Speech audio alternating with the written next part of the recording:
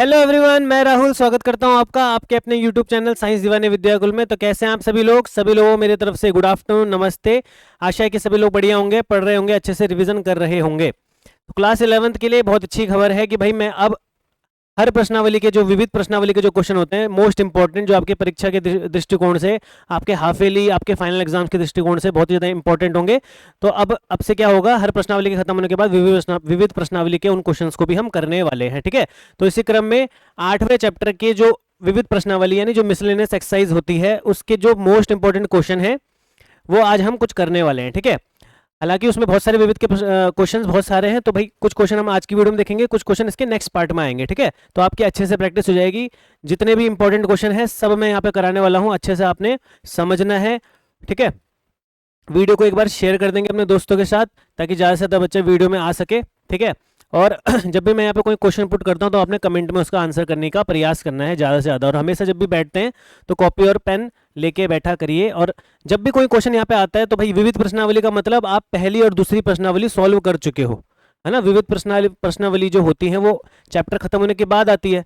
इसका मतलब आप विविध प्रश्नावली में तब जाओगे जब आपने पहली और दूसरी एक्सरसाइज पूरी खत्म कर ली हो, है ना। ऐसे मान के चलते हैं अगर।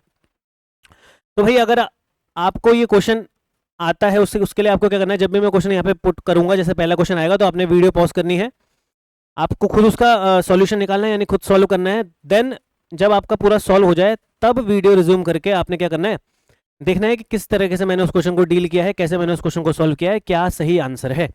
ठीक है, फिर अपना आंसर आप मैच कीजिएगा। इसी प्रकार से आप अच्छे से सीख जाएंगे, अच्छे से आपके दिमाग में बैठ जाएगा। ठीक है, तो शुरू करते हैं बिना समय गवाए। अब शुरू करते हैं पहला क्वेश्चन विविध प्रश्नावली का, वेरी वेरी इंपॉर्टेंट। ठीक है, तो गुणोत्तर श्रेणी के कुछ पदों का योग 315 है। उसका प्रथम पद तथा सार्वनुपात क्रमशः 5 तथा 2 है। अंतिम पद ज्ञात करना है और पदों की संख्या ज्ञात करनी है। ठीक है, तो वेरी वेरी इंपॉर्टेंट क्वेश्चन, सारे इंपॉर्टेंट है, मैं बार बार नहीं बोलूंगा।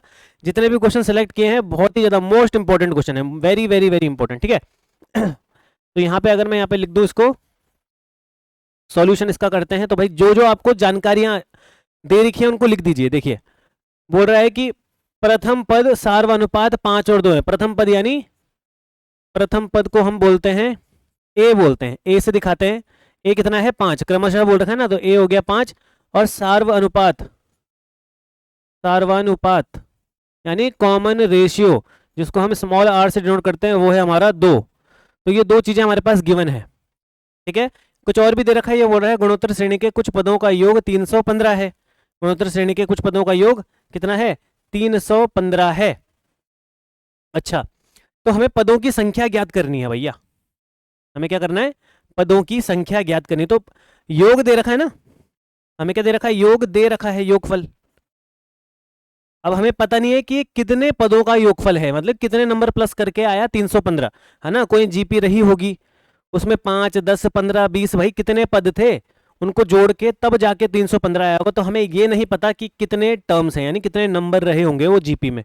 तो वही हमको सबसे पहले निकालना है। ठीक है, तो क्या करेंगे भाई, योगफल हमें दे रखा है 315।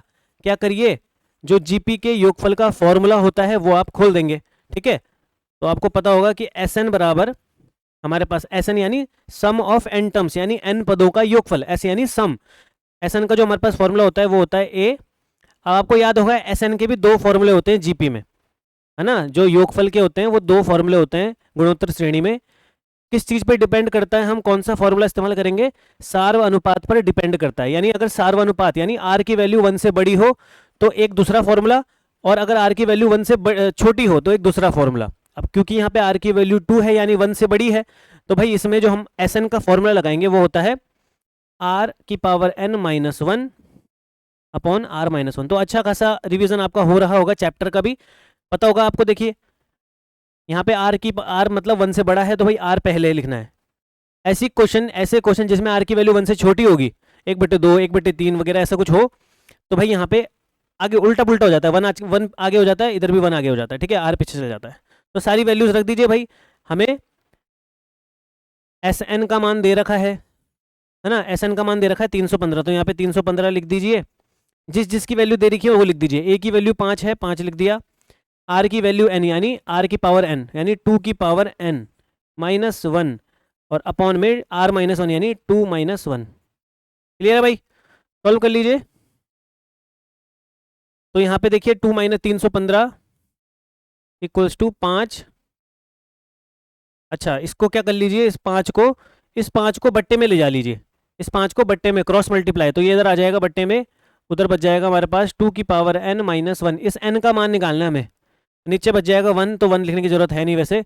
5 से इसको काट लीजिए, कितना आ जाएगा, 5 के 15, 5 के 30 और 5 दिया 15। ठीक है, 5 दिया 15 और 5 के 30, 63 आ गया, इक्वल्स टू 2n माइनस 1। नीचे 1 नहीं लिख रहा हूँ मैं, ठीक है, 1 लिखने की जरूरत नहीं है। माइनस 1 इधर आके 63 प्लस 1 इक्वल्स टू 2 की पावर n हो जाएगा, और ये हो जाएगा 64, 2 की पावर n। अच्छा, 64 के अगर मैं गुणनखंड लिखूं, देखिए अगर n का मान मुझे निकालना है तो इधर भी 2 की पावर कुछ होना चाहिए, इसको भी 2 की पावर कुछ बनाना पड़ेगा, 2 की घात के रूप में इसको लिखना पड़ेगा, ताकि 2 से 2 कंपेयर करने पर पावर तुलना हो जाए, पावरों की, यानी घात की तुलना हो जाए।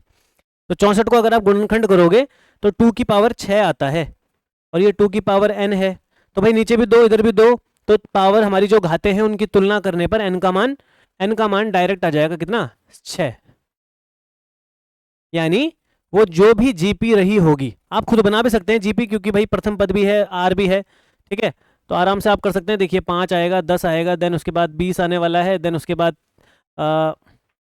दुगना दुगना हो रहा है ना, 40 आने वाला है, देन 80 आने वाला है, देन 160 आने वाला है, 1 2 3 4 5 6, तो ये है वो जीपी, ये है वो जीपी भैया, ठीक है, ये वो जीपी है जो इसने बोल रखी है। इन सबको जोड़ोगे तो 315 ही आएगा, ठीक है।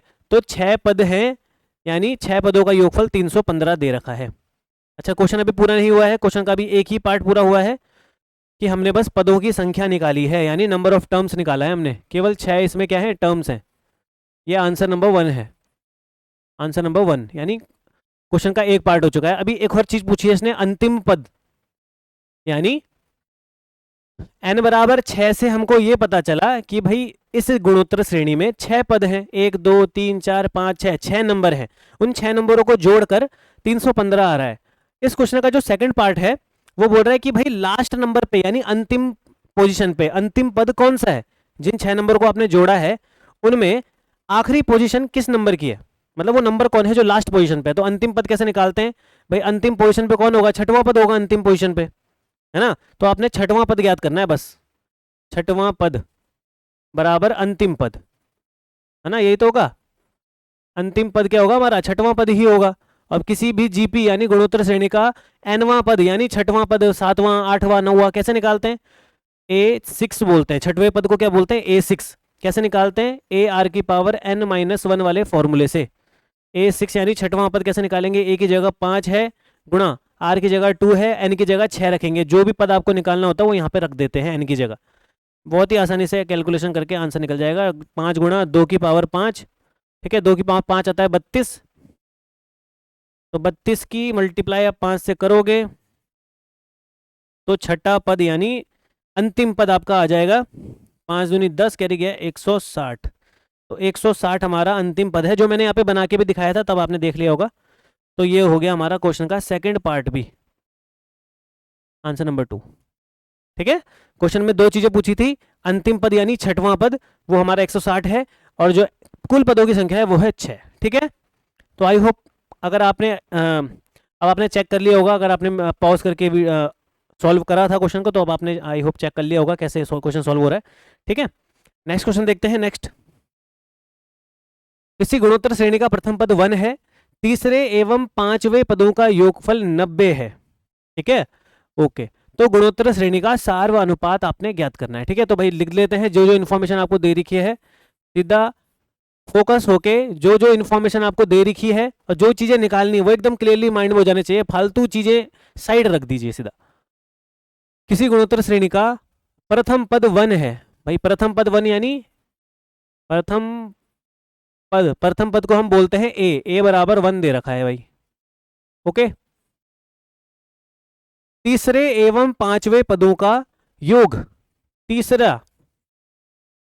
तीसरा तथा पांचवें पदों का योग,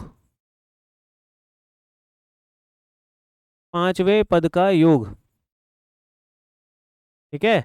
ये जो दो नंबर है, मतलब तीसरे नंबर और पांचवें नंबर का योग कितना है, 90। अच्छा, तीसरे नंबर को हम A3 बोलते हैं, और 5वें नंबर को हम A5 बोलते हैं। ये बराबर दे रखा है 90। क्लियर है भाई? तीसरे और 5वें को ऐसे लिखेंगे A3 प्लस A5। अच्छा, अब जीपी में आपको पता होगा नंबरों इस A3 को मॉडिफाई किया जाता है। आपको nवें पद का फॉर्मूला पता होगा, AR की पावर n-1। तो A3 को कैसे लिखेंगे मॉडिफाई करके? AR की पावर 3 में से घटा देंगे, कितना? 2 प्लस। उसी प्रकार A5 को कैसे लिखेंगे इसी रूप में? AR की पावर 5 में से 1 कम, कितनी? यानी 4, क्योंकि 5 - 1 होएगा जो एक्चुअल अल्टीमेटली 4 ही आएगा, इक्वल्स टू 90। ओके। देन इसके बाद A कॉमन ले ले अगर हम यहाँ पे, तो यहाँ पे बचे, अच्छा AR² कॉमन ले लीजिए, ठीक है? कितना ले लीजिए? AR²। अच्छा, वैसे A की वैल्यू आप रख सकते हो, A की वैल्यू आप रख लीजिए, A की वैल्यू रख लीजिए भाई। कितना आएगा बताइए? A की वैल्यू कितनी है? 1। A की वैल्यू 1 है तो यहाँ पे 1 रख दोगे, 1R² plus 1R⁴ equals to 90। तो भाई 1 गुणा होके तो R² ही आएगा प्लस R⁴ ही आएगा प्लस इक्वल्स टू 90 आएगा, इक्वल्स टू 90 आएगा। वेरी वेरी इंपॉर्टेंट है, बहुत ज़्यादा इंपॉर्टेंट यहाँ पे स्टेप है एक, ठीक है? देखिए भाई 90 को उधर ले जा लो और इसको थोड़ा ऐसे करके लिख दीजिए, R⁴ पहले लिख देंगे, R² बाद में लिख देंगे, -90 इधर लिख देंगे। ओके, ये हमारी समीकरण बन गई। अब ये द्विघात समीकरण तो नहीं है क्योंकि यहाँ पे हमारे पास घात आ गई 4, तो इसको कैसे सॉल्व करेंगे? देखिए, इसको करने का एक तरीका ये है, मान लीजिए, माना R² बराबर x, मान लो R² बराबर x है। अगर मैं R² को x मान लूं तब ये समीकरण बदल जाएगी, ठीक है? क्योंकि देखिए R⁴ को हम वो गुणनखंड विधि से सॉल्व तो कर नहीं सकते हैं, R की 4 वैल्यूज आ जाएंगी, है ना? तो भाई R² को x मान लो, तो R⁴ को क्या लिखूंगा मैं? तब R⁴ जो 4 होगा वो उसको हम x² बोलेंगे। अगर मैं R⁴ को x मानता हूं तो R⁴x² हो जाएगा। अब यहाँ पे इसी समीकरण में रख देंगे, अतः R⁴ को मैं x² लिख दूंगा, R⁴ को मैं x लिख दूंगा और -90 इक्वल्स टू 0। अब गुणनखंड करना आसान हो गया है क्योंकि इस प्रकार के क्वेश्चन आपने 8th 9th 10th सब क्लास में कर रखे हैं, है ना? 90 के ऐसे टुकड़े करने के बीच में क्या आ जाए, माइनस करके 1 आए, तो 10 गुणा 9 90 होता है और 10 में से 9 जाएगा तो 1 बचता है, तो बस 10 और 9 हो गए आपके टुकड़े, ठीक है? 10x - 9x -90 equals to 0। यहाँ पे x कॉमन लोगे तो अंदर x + 10 बचेगा, यहाँ पे -9 कॉमन लोगे तो यहाँ पे भी x + 10 बचेगा इक्वल्स टू 0। x - 9 और यहाँ पे x + 10 बराबर 0। तो यहाँ से x की 2 वैल्यूज आएंगी, एक आएगी 9 और एक आएगी -10, है ना? x के 2 मान आएंगे भाई, 10th में करें 9th में करें आपने ये ऐसे गुणनखंड, जी दोनों को 0 के बराबर रखेंगे, x की वैल्यू एक +9 आएगी, x की वैल्यू पर -10 आएगी, ठीक है? अभी हमने x का मान नहीं निकालना, हमें तो r का मान निकालना है क्योंकि सार्वनुपात पूछा है। r क्या है? सार्वनुपाती तो है, हमें तो r का मान निकालना है, अभी क्वेश्चन पूरा नहीं हुआ है। तो x की 2 वैल्यूज आ रही है भाई, एक आ रहा है +9 और x की एक वैल्यू आ रही है -10। अब चूंकि हमने R² को x माना था, है ना? ये माना था हमने, पीछे वहां पे लिखा था मैंने, माना था, तो x x की जगह R² लिख देंगे, अतः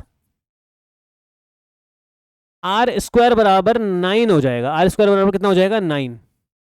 तो R की वैल्यू यहां से कितनी आएगी बताइए? उधर जाएगा, √ हो जाएगा। R की वैल्यू 9 किस किस का वर्ग होता है? किस किस का वर्ग होता है भाई? +-3 का, ठीक है? केवल +3 नहीं लिखेंगे, +- दोनों लिखेंगे। अच्छा, ये तो हो गया, अभी ये भी लिखेंगे, अभी इसको भी लिखेंगे, लेकिन इसमें ट्विस्ट है। x बराबर -10 अगर लिखोगे, x की जगह R² लिखोगे -10, यहाँ पे दिक्कत हो जाएगी। दिक्कत क्यों हो जाएगी? क्योंकि यहाँ पे इस स्टेटमेंट का मतलब यह है कि R एक ऐसी संख्या है जिसका वर्ग -10 है ना? यहाँ पे यही था कि R एक ऐसी संख्या है जिसका वर्ग 9 है, तो R क्या क्या हो सकता है? प्लस का भी 3 हो सकता है, माइनस का भी 3 हो सकता है। क्योंकि प्लस के 3 का वर्ग भी 9 होता है, माइनस के 3 का वर्ग भी 9 होता है। और इसका मतलब क्या है कि आर एक ऐसी संख्या लेनी है हमको जिसका जो वर्ग आएगा यानी स्क्वायर करने पे माइनस का 10 आएगा। क्या ऐसा पॉसिबल है? जल्दी से बताएंगे कमेंट में भाई, क्या ऐसा पॉसिबल है कि किसी संख्या का वर्ग कर रहे हैं और उसका आंसर माइनस में आ रहा है? नहीं है ना। वैसे भी आपने काल्पनिक संख्याएं पढ़ी होंगी कॉम्प्लेक्स नंबर क्लास 11th में, ठीक है, आई थिंक 5वां चैप्टर था सम्मिश्र संख्याएं। तो इमेजिनरी नंबर में आपने पढ़ा होगा हम आयोटा का इस्तेमाल क्यों करते थे, क्योंकि जब ये इधर जाएगा तो भाई यहाँ पर अंडर रूट का 10 बन जाएगा, ये मतलब हमारा 10i आएगा। अगर मैं बात करूँ तो 10 आयोटा आ जाएगा, है ना, 10 आयोटा आ जाएगा। लेकिन हमें भाई यहाँ पर काल्पनिक संख्याओं की बात नहीं कर रहे हैं, इसके आर का मान ये तो पॉसिबल नहीं है, ठीक है ना, आर स्क्वायर, अतः आर स्क्वायर बराबर -10 संभव नहीं है, सीधा ऐसे लिख देंगे, ठीक है, क्योंकि किसी भी संख्या का वर्ग ऋणात्मक नहीं हो सकता, अतः आर स्क्वायर बराबर -10 संभव नहीं है, इट इज नॉट पॉसिबल, संभव नहीं है भाई, पॉसिबल ही नहीं है किसी संख्या का जो वर्ग हो वो ऋणात्मक आए। इसलिए हमारा जो रियल आंसर, जो सही आंसर होगा वो ये होगा, ठीक है, ये हमारा आंसर हो जाएगा। जो हमारा सार्व अनुपात है, सार्व अनुपात है वो या तो प्लस का 3 होगा या तो माइनस का 3 होगा, ठीक है, प्लस का 3 या माइनस का 3। ओके, आई होप आपके क्लियर हो गया होगा। ये question very very important question था, अच्छा क्वेश्चन था, क्योंकि लास्ट में यहाँ पे ट्विस्ट है हल्का सा, ठीक है, तो ये चीज आप लिखोगे नहीं तो भाई दिक्कत हो जाएगी आपको। नेक्स्ट, किसी गुणोत्तर श्रेणी के 3 पदों का योग 56 है, 56 है। यदि हम क्रम से इन संख्याओं में से 1, 7, 21 घटाएं तो हमें एक समांतर श्रेणी प्राप्त होती है। संख्याएं ज्ञात कीजिए। वो 3 संख्याएं ज्ञात करनी है जिनके पदों का योगफल तो 56 है और वो तीनों संख्याएं जीपी में भी हैं, और उन तीनों संख्याओं से क्रमशः 1, 7 और 21 अगर मैं घटा दूं तो वो समांतर श्रेणी बन जाती है। समझ में आया? आया पल्ले पड़ा? बाउंसर गया? कैसे गया? देखिए भाई श्याम, एकदम ध्यान से अब समझना है। कोई भी जीपी होती है यानी गुणोत्तर श्रेणी होती है, वो इस फॉर्म में होती है, यानी ए, देन उसके बाद ए आर, देन उसके बाद ए R square dash dash dash, ऐसा ए आर की पावर 3, ए आर की पावर 4, ऐसे आता है ना। कोई भी गुणोत्तर श्रेणी होती है, पढ़ा होगा आपने चैप्टर में, मैंने पढ़ाया है। तो गुणोत्तर श्रेणी के 3 पदों का योगफल, तो इन तीनों को ले लो, इन 3 पदों का योगफल दे रखा है आपको, A plus A R plus A R square बराबर दे रखा है आपको 56, 56 दे रखा है। क्लियर है? ये क्वेश्चन में आपको दे रखा है, 3 पद हैं, कोई से भी उन पदों का योगफल 56 है, 56 है, ठीक है, ओके।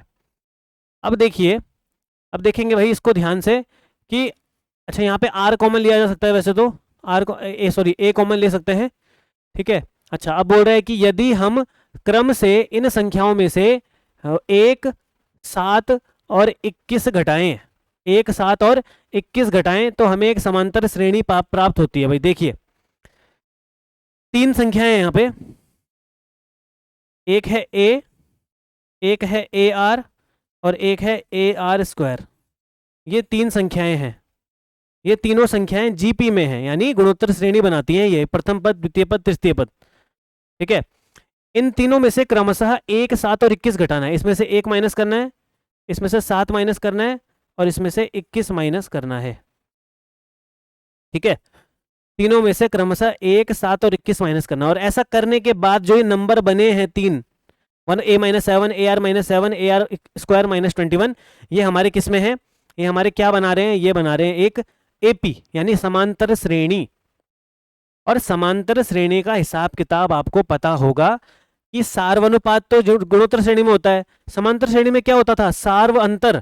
यानी मैं एक एग्जांपल दूं अगर आपको कि 2, 4, 6, 8, ये 4 नंबर मैंने लिखे हैं, आप कैसे चेक करोगे कि ये 4 नंबर समांतर श्रेणी में हैं?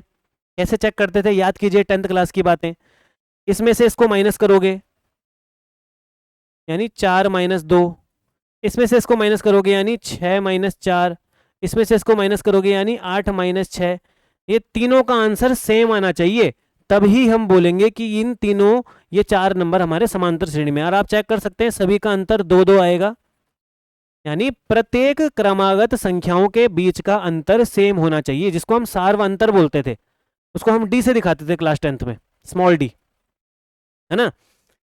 तो भाई अगर ये 3 नंबर हैं और बोल रहा है कि ये समांतर श्रेणी में है, ठीक है, प्रश्नानुसार ये जो 3 नंबर हमारे बने हैं,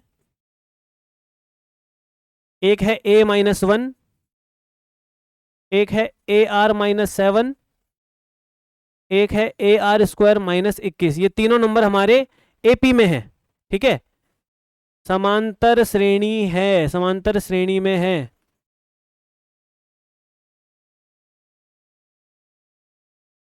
तो यही होगा ना कि भाई इन दोनों का जो माइनस करके आएगा वो इन दोनों के माइनस करने के बराबर होगा यानी AR-7 को इसके पीछे वाले नंबर से घटाने पर जो भी आएगा वो बराबर आना चाहिए इसमें इसको घटाने के बाद AR² - 21 माइनस AR-7। भाई समझ में आ रहा है? आगे वाले पद से पीछे वाले पद को माइनस कर दिया, उनका अंतर सेम आना चाहिए, इस वाले पद में से इसको माइनस करेंगे तो उसके बराबर आना चाहिए। तो सॉल्व कर लीजिए थोड़ा इसको, AR-7 माइनस के अंदर गुणा होगी तो a माइनस माइनस का +1 इक्वल्स टू AR² - 21, ठीक है, AR² - 21 minus AR minus minus का +7, ठीक है। अगर कुछ कट रहा है तो काट लीजिए, कुछ कट रहा है तो काट लेंगे भाई। AR माइनस का 7 प्लस का 6 प्लस का 1 कितना हो जाएगा, माइनस का 6, ठीक है, minus a equals to AR² minus का 21 प्लस का 7, माइनस का 21 प्लस का 7 कितना आ जाएगा, माइनस का 14, हाँ जी माइनस का 14 माइनस का AR, ठीक है। तो नंबर एक तरफ कर लो और बाकी चीजें एक तरफ कर लीजिए, ठीक है, नंबर एक तरफ कर लो बाकी चीजें एक तरफ कर लीजिए। क्या मिलेगा भाई, नंबर एक तरफ करोगे तो 14 को उधर ले जा लो और बाकी सारा इधर ला जाओ, ठीक है। ये हो जाएगा 14 उधर जाके -6 + 14 इक्वल्स टू ए इधर आ जाएगा, कुछ गड़बड़ तो नहीं हो गया थोड़ा सा, टिक टिक टिक टिक टिक टिक टिक, माइनस माइनस का प्लस माइनस AR और AR-7 minus A1 minus minus का प्लस, हाँ ठीक है, ठीक है। AR इधर आ जाएगा -6 A minus AR minus AR और ये आ जाएगा इधर प्लस का AR², प्लस का AR², ओके। ये आ जाएगा 6 + 14 कितना हो जाएगा, ये आ जाएगा 8 equals to A minus A, ये हो जाएगा 2AR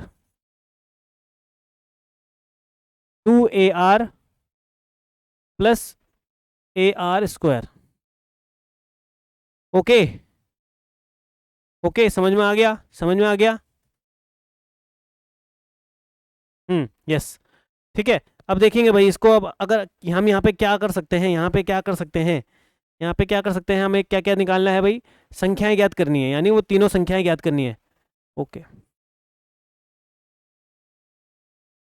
ठीक है। तो भाई यहाँ पे आ चुका है, दो इक्वेशन हमारे बन चुकी है, एक इक्वेशन है पहले यहाँ पे, एक इक्वेशन है दूसरी यहाँ पे बन चुकी है। तो यहाँ पे एक करिए, क्या इसको करना क्या है, AR² की वैल्यू इधर से भी निकाल लीजिए, इधर से भी निकाल लीजिए, ठीक है, क्योंकि ऐसे में तो ये सॉल्व नहीं होने वाला है, क्योंकि देखिए सेम चीज नहीं है ये, ठीक है। तो समीकरण 1 और 2 से, समीकरण 1 और 2 से, 1 तथा 2 से, ठीक है, समीकरण 1 थी हमारी A + AR + AR² equals to 56, ये समीकरण 1 है। और समीकरण 2 हमारी बन रही है A - 2AR + AR² equals to 14, sorry 8 है आई थिंक, ठीक है। तो ये हमारी दो समीकरण बन रही है, A - 2AR + AR² equals to 8, ठीक है। एक काम करिए, पहली वाली समीकरण से या फिर दूसरी वाली समीकरण से AR² का मान निकाल लीजिए, इसमें से इसका, ठीक है। तो समीकरण 1 से निकाल लो या 2 से निकाल लो, आपकी मर्जी है। मैं चाहता हूं पहले वाले समीकरण से निकल जाए, ठीक है। तो समीकरण 1 से समीकरण 1 से a plus A R plus A R square equals to 56 है। तो ए आर स्क्वायर की जो वैल्यू आएगी वो आएगी 56। ए और ए आर दोनों उधर माइनस में चले जाएंगे। ठीक है, अब ए आर स्क्वायर का मान समीकरण 2 में रख दीजिए। काफी लेंथी है ये क्वेश्चन। समीकरण 2 में रखने पर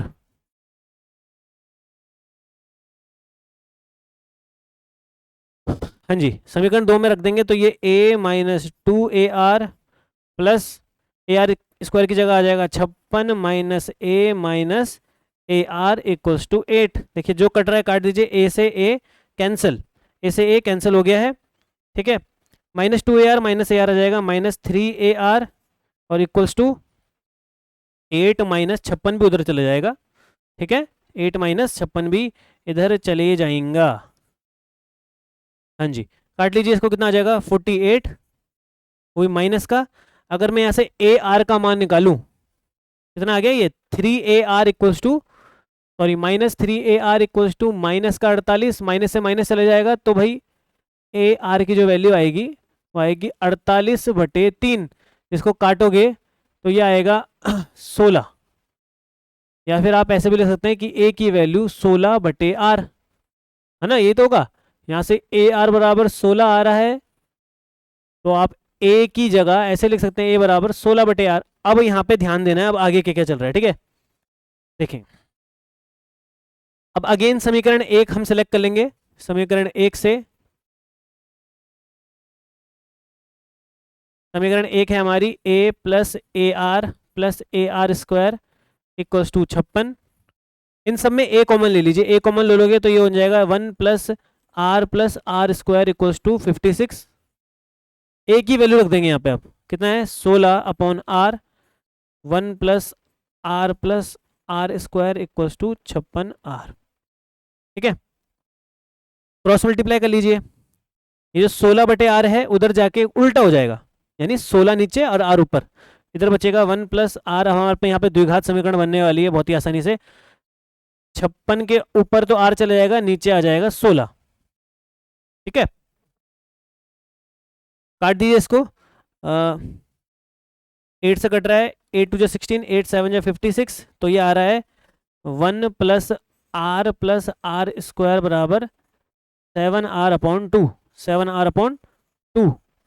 ये हमारे पास समीकरण बन गई। इसको और आगे सॉल्व किया जाए तो 2 की गुणा हो जाएगी उनसे सभी से, 1 प्लस आर स्क्वायर बराबर हो जाएगा 7r। 2 के अंदर गुणा कर लीजिए सबसे, 2 प्लस, देखिए सब नॉर्मल कैलकुलेशन है, अब आप खुद भी कर सकते हैं, द्विघात समीकरण हमारी बन जाएगी। इस 7r को उठा के इधर ला जाएंगे, कितना आ जाएगा 2r square plus r plus 2 minus 7r equals to 0। ठीक है, यस, तो 2r square r minus 7r कितना आ जाएगा, माइनस का 6r प्लस का 2। ठीक है, 2 टू 4 और बीच में है minus 6r, 2 to 4 minus 6r। तो इसको गुणनखंड करके आप आराम से क्या कर सकते हैं, या फिर आप इसको थोड़ा सा और भी कर सकते हैं, कितना r square minus 3r plus 1 equals to 0, ऐसे भी कर सकते हैं आप इसको। थोड़े 2 से डिवाइड कर लिया मैंने, तो इसके गुणनखंड कर लीजिए। आप श्रीधराचार्य वाले फॉर्मूले से भी कर सकते हैं, क्योंकि वैसे तो गुणनखंड होगा नहीं है, श्रीधराचार्य वाले तरीके से हो जाएगा। ठीक है, तो आप उससे कर लीजिएगा इसको, और इसका आंसर मुझे जरूर बताइएगा कमेंट सेक्शन में। ठीक है, आर की 2 वैल्यूज आएंगी क्योंकि इसमें है ना, आर की 2 वैल्यूज आएंगी। ओके, तो आई होप आप गुणनखंड कर लेंगे। ठीक है, ओके, तो समझ गए होंगे सही बच्चे इस क्वेश्चन को। ठीक है, काफी इंपॉर्टेंट क्वेश्चन था, काफी लेंथी क्वेश्चन था, तो आपने क्या करना है, इसको दोबारा से कर लेना है। ठीक है, इसका आंसर जरूर मुझे बताइएगा गुणनखंड करने के बाद आर की 2 वैल्यूज क्या क्या आ रही हैं। ठीक है, दोबारा से इसको करेंगे आप। ठीक है, तो इतना ही रखते हैं आज के लिए, काफी लंबी वीडियो हो चुकी है। ओके, और नेक्स्ट क्या चीज है आपके लिए, एक क्वेश्चन लेके आया हूं, ये आपके लिए होमवर्क है, जिसका आंसर आप मुझे करेंगे कमेंट सेक्शन में। भाई ABCD में से क्या आंसर होगा वो आपने मुझे कमेंट में आंसर बताना है, क्या होगा सॉल्व करके। देखिए क्वेश्चन है 200 और 400 के मध्य 7 से विभाज्य होने वाली संख्याओं का योगफल क्या होगा। ठीक है, तो इसका आंसर का वेट करूंगा मैं, नहीं होगा तो भाई बहुत बुरी बात है, क्योंकि ये क्वेश्चन है 10th लेवल का, 10th लेवल का है, लेकिन फिर भी आपकी विविध प्रश्नावली में ये क्वेश्चन मौजूद है। ठीक है, विविध प्रश्नावली में मौजूद क्यों है, क्योंकि ये 10th का क्वेश्चन है वैसे तो, तो आप इसको आसानी से इसका योगफल निकाल सकते हैं। ठीक है, मैं हिंट देने के लिए बता सकता हूँ कि भाई 200 के बाद आपने चेक करना है कि 7 से कौन विभाज्य होता है, 201, 202, फिर 400 से ठीक पहले एक संख्या आएगी तो आप श्रेणी बन जाएगी, अनुक्रम बन जाएगा। फिर आपने देखना है कि किस प्रकार का अनुक्रम है, समांतर श्रेणी है कि गुणोत्तर श्रेणी है, उस हिसाब से उसमें योगफल का फॉर्मूला लगाएंगे। ओके, ठीक है। इसका आंसर का वेट करेंगे भाई अपन कमेंट सेक्शन में, आंसर कमेंट में करके जाइएगा। ओके, सॉल्व करेंगे सबके सभी। बहुत ही अच्छा सा क्वेश्चन है, बढ़िया सा क्वेश्चन है। ठीक है, तो इतने रखते हैं। इसके आगे क्वेश्चन आप करेंगे अपन नेक्स्ट वीडियो में, इसके नेक्स्ट पार्ट जो होगा विविध का। ठीक है, जितने ज़्यादा बच्चे डिमांड करेंगे, अगर आप बोलोगे कमेंट में कि इसका नेक्स्ट पार्ट लाइए विविध प्रश्नावली से रिलेटेड, तो इसका नेक्स्ट पार्ट भी जल्दी ला जाएंगे। ठीक है, आपके सपोर्ट या फिर आपके कमेंट और लाइक की संख्या पर डिपेंड करेगा भाई। ठीक है, कि विविध के नेक्स्ट पार्ट लाया जाए या विविध के प्रश्नावली कराई जाए। तो आप कमेंट में जरूर कीजिएगा किस किस को विविध का नेक्स्ट पार्ट चाहिए, यानी इस प्रश्नावली के आगे के और क्वेश्चन चाहिए, और जो मैंने क्वेश्चन पूछा उसका आंसर आपने करना ही है। ठीक है, बात रही पीडीएफ कहाँ पे मिलती है, हमारे चैनल से रिलेटेड हर क्लास की पीडीएफ आपको फ्री ऑफ कॉस्ट हमारे टेलीग्राम ग्रुप में मिलती है। ये हमारे टेलीग्राम ग्रुप का नाम है, इस नाम को टाइप कर लीजिए, सर्च करिए टेलीग्राम में, आपको मिल जाएगा। साइंस दीवानी लिखिएगा, या तो नीचे वाला नाम भी आप टाइप कर सकते हैं, या तो ये टाइप करेंगे या तो ये टाइप करेंगे, और 25,000 वाले ग्रुप में ज्वाइन हो जाएंगे। ठीक है, हमारे ग्रुप में 25,000 से ज़्यादा ग्रुप मेंबर्स हैं। ओके, ज्वाइन हो जाइएगा। फिर भी अगर आपको कोई दिक्कत परेशानी का सामना करना पड़ता है तो इस नंबर पे कॉल या व्हाट्सएप मैसेज आप कर सकते हैं। ठीक है, और इस चैनल के अलावा हमारा एक दूसरा चैनल है जिसका नाम है साइंस दीवाने शॉर्ट्स, इसको सब्सक्राइब करके जरूर रखिएगा। इसमें भी पढ़ाई का कंटेंट डाला जाता है जो आपके लिए खूब मदद करेगा, आपके अच्छी तैयारी हो जाएगी। ठीक है, ओके, और इस चैनल को तो सब्सक्राइब करके रखिएगा ही, ताकि भविष्य में कोई नई वीडियो आए, नई लाइव वीडियो आए, कोई भी लाइव क्लास आए तो आपसे मिस ना हो। टेलीग्राम का भी अगर ज्वाइन हो जाओगे तो वहाँ पे भी नोटिफिकेशन आता रहता है, व्हाट्सएप मैसेज की तरह एकदम हर क्लास का आपको नोटिफिकेशन मिल जाएगा। ठीक है, तो अच्छे से पढ़ेंगे, सभी के सभी रिविजन करते रहिएगा, जितने क्वेश्चन आज कराए उनको दोबारा से लगाइएगा, खुद अपने आप करने का प्रयास कीजिएगा तो आपको अच्छे से समझ में आ जाएगा। ठीक है, कमेंट में अपना फीडबैक और जो डाउट होगा वो कमेंट में करके जाइएगा। इस क्वेश्चन का आंसर सभी ने कमेंट में करना ही है। अब मिलूंगा आपसे किसी नेक्स्ट वीडियो के साथ, किसी और नॉलेजेबल, किसी और अच्छी वीडियो के साथ। तब तक के लिए अपना ध्यान रखिएगा और रिवीजन करते रहिएगा, पढ़ते रहिएगा। जय हिंद।